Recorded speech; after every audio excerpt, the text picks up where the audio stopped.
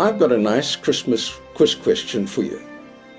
In the Christmas story, what have the ox, the ass, the three wise men, and the innkeeper got in common? Well, what they've got in common is none of them is mentioned in the Bible. The wise men, but not three wise men, and not the innkeeper. And yet, I want to talk for a few minutes about the innkeeper, or rather, I want to talk about the inn. In fact, about two inns. The word inn is only mentioned twice in the whole of the New Testament, and both in the book of Luke. And interestingly, he uses a different Greek word for each one. The first inn is in Luke chapter 2, verse 7, which contains perhaps the most evocative sentence in history. It's inspired so many paintings and drawings and pictures and plays and poems and movies. It's amazing. The sentence is, "She brought forth her firstborn son, wrapped him in swaddling clothes, and laid him in a manger because there was no room for them in the inn." That's the first inn. It's the word kataluma.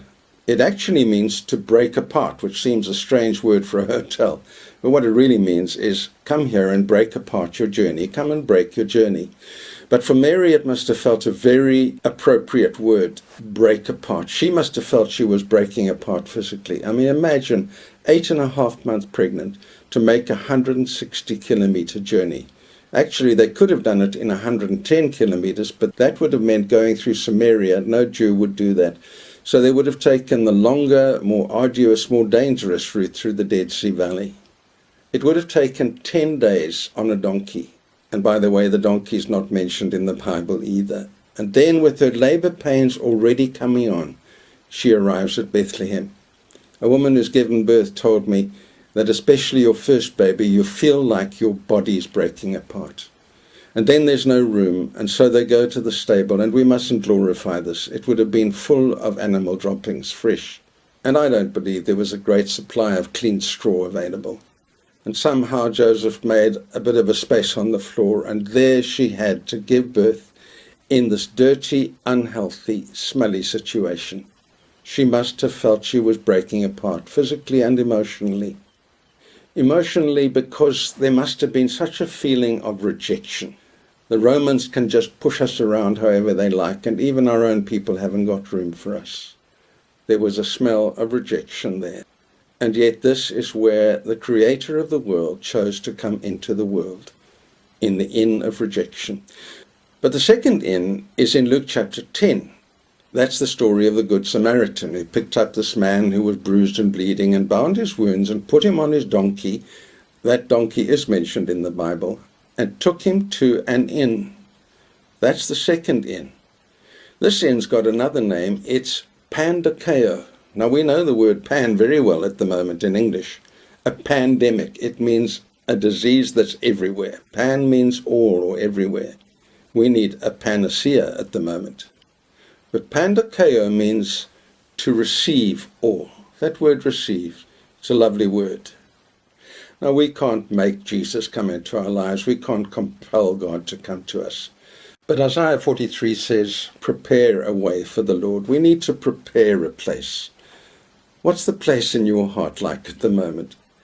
I had a friend who visited a cousin in Switzerland, and she took a picture of the knives and forks drawer. It looked like this. Absolutely impeccable. I was in the caravan when I saw this picture, so I went and pulled out my knives and forks drawer, and this is what I found, and I promise I haven't changed anything. Is that perhaps a picture of our hearts? Messy, untidy, and really not very welcoming, rather like the inn at Bethlehem. And perhaps we need to prepare a place for him. Some things need to be thrown out. Some things need to be prioritized. Certainly we need to give time. But actually Jesus will come into a place that's a mess. He did at Bethlehem. And there are some things in my life that won't be tidied up until I invite him in, and he will tidy them up. But we need to prepare a place for him. Almost exactly 10 years ago, my daughter was expecting her firstborn son. And we visited her just before Christmas, and I walked down the passage to look at the spare room, and this is what I found. For 8 months, she'd been preparing a place for him. There was a school putting on a nativity play, and one little boy wasn't much of an actor, so they gave him a very easy role. He was the innkeeper. He just had to open the door, fold his arms, look stern, and say, "No room." Well, all went well during the practices, but on the night when Mary was all dressed up in her proper clothes and she acted so well and looked so miserable when she turned away that he called after her, "Don't worry, come back, you can have my room." Well, that made a mess of the nativity play, but what a wonderful picture, a picture of receiving. And that is my prayer for you and for me this Christmas and into the new year, is that we will make a place for Jesus and he will come. Well, in closing, I want to say a few words about the poor innkeeper. We've given the innkeeper quite a hard time down the years. If you want to put on a nativity play, you choose the most sour-looking man in the church, make him the innkeeper. In this nativity play, you can see that Joseph and Mary are not going to get any mileage out of that innkeeper. But in his defense, his hotel was full.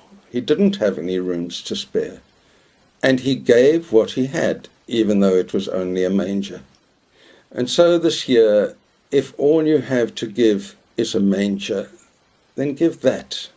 And if the Christmas story shows anything, it shows that Jesus can turn a manger into something of wonder.